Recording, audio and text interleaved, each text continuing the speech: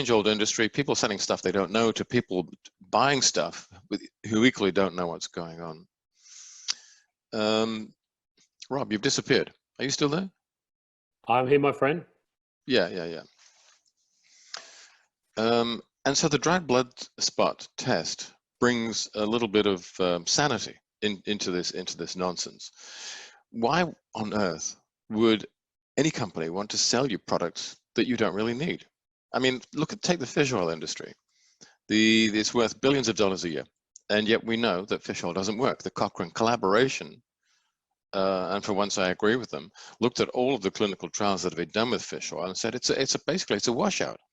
Fish oil does not protect against cardiovascular disease. It does not protect against dementia. It doesn't really protect against anything, and yet people buy that stuff. Why? Because of faith, I suppose. And fish oil is really modern snake oil. That's all it is. It has a talismanic value, an anxiety binding value, but nothing else. And I don't want to be in that business. I don't want to sell products to people who don't need them. I don't want to medicalize people who don't need to be medicalized. So the dried blood spot test starts to bring this out into the light of day for the first time. Now, the modern diet creates all these other problems. It's not just chronic inflammation, it's dysbiosis, it's malnutrition, it's immune dysfunction, but there's no single test for all of those things. We can't test for all of that. It's really, really complex. You need a lot of different tests. But where we can start is by looking at your cell membrane lipid profile, because if that's bad, it's a pretty fair bet that everything else is in the wrong place as well. So for the first time, we can do a very simple test, which is run by an independent, third-party validated laboratory, nothing to do with us. Yeah. And that test will then tell you, where are you on the spectrum? Do you actually have a good 6-to-3 ratio? And some people do. People who eat a really healthy diet will tend to have that. In which case, congratulations, you're doing everything right. You don't need us. Go on your way. don't waste your time and your money with us.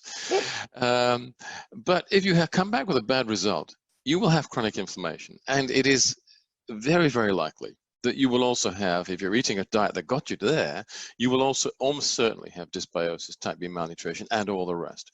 So this is not a comprehensive test, but it's a bit like taking a dipstick, putting it into a car engine and saying, wow, your oil level is so low that you're clearly causing progressive damage. And you almost certainly, therefore, have a whole range of other problems as well. So the blood test is very important. Now, I'll only just say that I want to be able to test everything else as well. And we are developing a test which will demonstrate very quickly and easily. It's a home test, a bit like the blood spot test, whether you have dysbiosis or not. If you don't have dysbiosis, you don't need xenobiotic. Great, we don't want to sell you stuff you don't need. But if you do have dysbiosis, at that point, it makes great sense to take a time-released blend of prebiotic fibers, which is what xenobiotic is, rectify the dysbiosis, and you will experience immediately, and this is a very quick turnaround, not unlike balance oil, which takes a while, but with the xenobiotic, you'll notice the difference probably within 48 hours. This is another interesting aspect of pharmaconutrition. If you get your pharmaconutritional interventions right, in many cases, you will notice the effects very, very quickly. So with xenobiotic, you'll notice the effects within a day or two. With Viva, you'll notice the effects probably within the hour.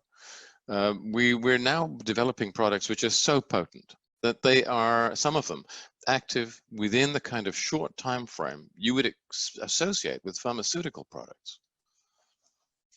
And I think, Paul, when you start looking at actually the blend of those products, okay, and that was a great answer for the balance test, okay? And, you know, just so you know, we've just hit over 500,000 people tested in the last number of years. So from our side, it's very exciting. Now we become one of the largest database holders of Omega testings in the world in an independent laboratory situation. Right. One quick answer to Lilius Mera. Can xenobiotic and Protect be used for people during pregnancy? And the answer is absolutely yes. And it's a good thing for people who are pregnant.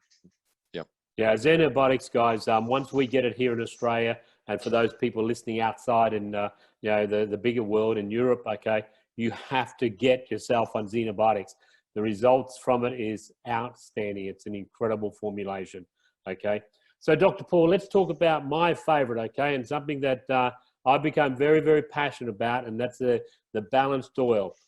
Talk to me about the structure of this product, okay, and where you see it working with some of the mainstream issues that people have got out there. Look, it's great that you're passionate about it, Rob, and I am too, but passion isn't everything. As a scientist, I've got to tell you, logic comes first. And balanced oil is an entirely logical product. We know that fish oil doesn't work.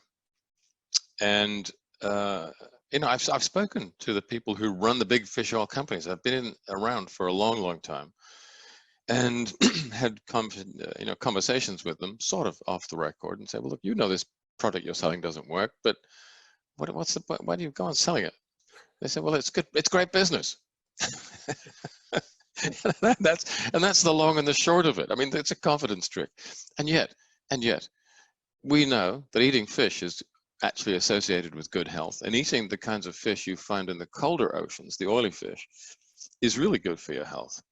And that goes all the way back to the Danish physiologists who did the first work in the Greenlanders and found that they had this relative freedom from degenerative disease, and they reckoned it's got to be due to their diet, and they identified oily fish, although actually the Greenlanders mostly eat marine mammals, not oily fish. And they said, well, it's got to be the omega-3s. And the reason why they said it's got to be the omega-3s was, well, there's a lot of omega-3s in that type of food, but also these two physiologists had a pharmaceutical kind of a background.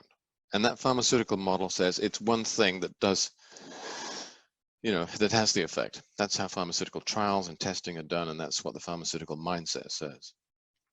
It's a magic bullet. And so basically these people pulled out the omega-3s, and they were half right, but they were completely wrong. Because, yeah, the omega-3s are a part of it, but what actually was protecting the Greenlanders was this binary weapon. It was a combination of the omega-3s and the polyphenols, very special polyphenols, lipid-soluble phenols called fluorotannins. And these are terribly important because they are nature's chaperones for omega-3s, which are very fragile molecules. Now, where do the omega-3s come from? They don't come from the oily fish. Fish don't make omega-3s. It's the marine cold water plants, the seaweeds, that produce the omega-3s. How do they get into the inwit? Well, they pass from the marine plants or algae into the krill, the small pelagic fish, the larger fish, the marine mammals, the inwits. And that is a process, that is a journey that these fragile omega-3s have to go through, which can take up to 12 months, if not more, through 3, 4, or 5 trophic levels in the marine food chain. And when I started to think about this, I mean, it was just a mystery. How could these long chain omega-3s survive that journey? Because they're so fragile. If you take an ordinary fish oil capsule and you prick it and open and pour the contents into the palm of your hand, in 30 seconds, you'll notice that it's starting to oxidize. It goes rancid very, very quickly because vitamin E is not the right chaperone. That's what the industry still uses. It's the polyphenols that bind on to the omega-3s and transport them safely all the way through the marine ecosystem until they end up in the body of the inwits, the apex predator.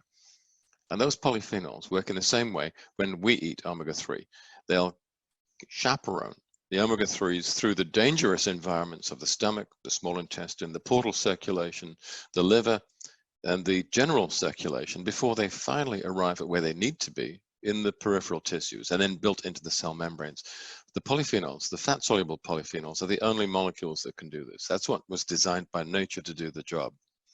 And the polyphenols are really interesting, very hot topic in clinical science at the moment, because they not only act as these ideal chaperones, taking the omega-3s to where they need to be, but once they deliver them, they then have a secondary role, which is they act as another anti-inflammatory compound downstream from the omega-3s, and you get this super additive, synergistic anti-inflammatory effect. So the polyphenols and the omega-3s, that's the killer combination. And we see that in our cell membrane library too, because we get to take blood samples from people who've been taking fish oil supplements for decades, and we see they have terrible 6-to-3 ratios.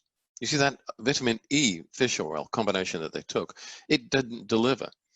The vitamin E, in many conditions, becomes a pro-oxidant. It actually chews up the omega-3s before they can get to the peripheral tissues. So that's really not the way to go. What we see, again, from our library is when you take the omega-3 polyphenol combination, which